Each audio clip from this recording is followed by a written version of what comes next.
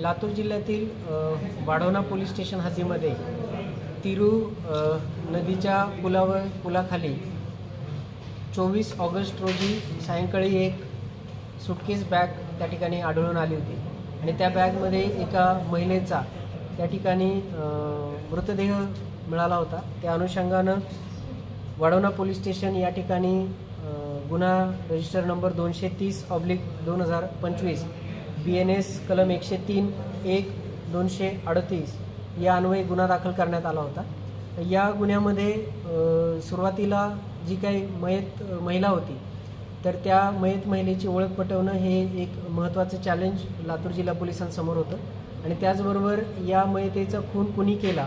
व कशासाठी केला ह्या पुढचं सुद्धा या गुन्ह्याची उकल करणं हे एक आव्हान त्या ठिकाणी होतं। मागील 10 दिवसापासून लातूर जिल्हा पोलिसांच्या सर्व पोलीस टीम्स या अनुषंगानं तपास वेगवेगळ्या पद्धतीने करत होते। त्यामध्ये जे काही बॅग मिळून आली होती त्या बॅगचा तपास, त्याचबरोबर महिलेच्या अंगावरील जे काही आभूषणं होते त्याचा तपास, त्याचबरोबर सदरचं घटनास्थळ होतं त्या घटनास्थळावरचा टेक्निकल तांत्रिक विश्लेषणाच्या आधारे केला जाणारा तपास व स्थानिक खबरी आणि सर्व लातूर जिल्हा व आजूबाजूच्या जिल्ह्यांमधील मिसिंग महिला व मुली यांचा तपास या करण्यासाठी जवळपास 5 पथकं ही कार्यरत होती। या तपास पथकांच्या तपासाला त्या ठिकाणी यश आलेलं असून या गुन्ह्याचा उलगडा करण्यामध्ये लातूर पोलिसांना त्या ठिकाणी यश आलेलं आहे। सदर महिलेची ओळख पटलेली असून सदर महिला ही फरीदा खातून वय वर्ष 23 वर्ष राहणार कुशीनगर उत्तर प्रदेश अशी तिची ओळख पटलेली असून तिचा खून तिच्याच पती जियाउल हक यांनी आपल्या इतर 4 साथीदारांच्या मदतीनं दिनांक 15 ऑगस्ट 2025 रोजी उदगीर ग्रामीणच्या हद्दीतील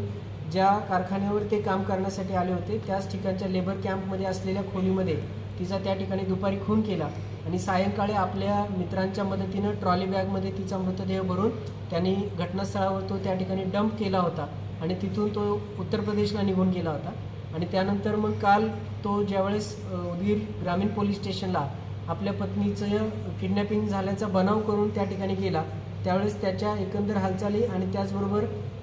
या मर्डरमधील जे काही सगळे सस्पिशियस गोष्टी होत्या तर त्याची अत्यंत बारीक आणि सखोलपणे त्या ठिकाणी प्रभारी अधिकारी आणि त्यांच्या अंमलदारांनी कसून चौकशी केल्यानंतर हा गुन्हा त्या ठिकाणी उघडकीस आलेला आहे। या गुन्ह्यातील मुख्य आरोपी जियाउल हक आणि या गुन्ह्यात त्याला मदत करणारे त्याचे जे 4 साथीदार आहेत या सर्वांना या गुन्ह्यामध्ये अटक करण्यात आलेली असून या आरोपींना कोर्टासमोर हजर केल्यानंतर मेहरबान कोर्टानं या आरोपींना 5 दिवसाची पोलीस कोठडी त्या ठिकाणी दिलेली आहे आणि त्या अनुषंगानं महत्त्वाचे पुरावे सुद्धा आपल्याला प्राप्त झालेले आहेत। त्या व्यतिरिक्त हा गुन्हा करण्यामागचा जो मुख्य उद्देश आहे आरोपीच्या म्हणण्यानुसार त्याच्या पत्नीचे असलेले जे काही अनैतिक संबंध होते त्याच्या रागातनं त्यांनी कट करून ठरवून मित्रांच्या साथीनं हा जो खून केलेला आहे तर या अनुषंगानं इतर तपास आणि इतर पुरावे जे आहेत तर ते पुरावे गोळा करण्याचं काम या ठिकाणी चालू आहे।